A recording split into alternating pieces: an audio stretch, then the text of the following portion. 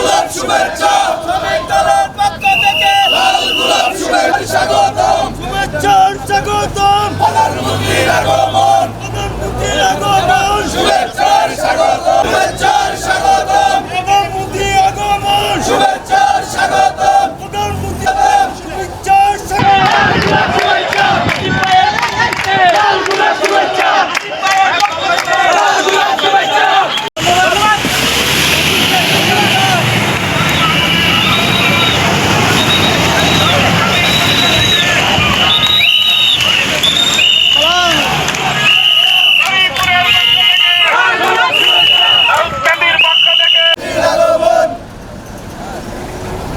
শুভেচ্ছার স্বাগতম প্রধানমন্ত্রীর আগমন শ্রমিক দলের পক্ষ থেকে লাল গোলাপ শুভেচ্ছা শ্রমিক দলের পক্ষ থেকে লাল গোলাপ সরকারের মাননীয় প্রধানমন্ত্রী চাঁদপুরে খাল খনন এবং কৃষিকাজ উদ্বোধনের জন্য চাঁদপুর যাবেন।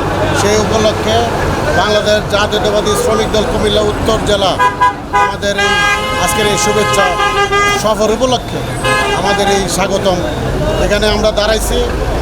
আমরা চাই যে আগামীতে যে ভোররাতে যে জনসভায় প্রধানমন্ত্রী বক্তব্য রাখবেন সেখানে আমরা চাই কুমিল্লা উত্তর জেলাকে একটি জেলা হিসেবে আজকে বক্তৃতায় উনি সূচনা বক্তৃতায় বলবেন এবং ঘোষণা দিবেন এবং কুমিল্লাকে বিভাগ হিসেবে আজকে ঘোষণা দিবেন।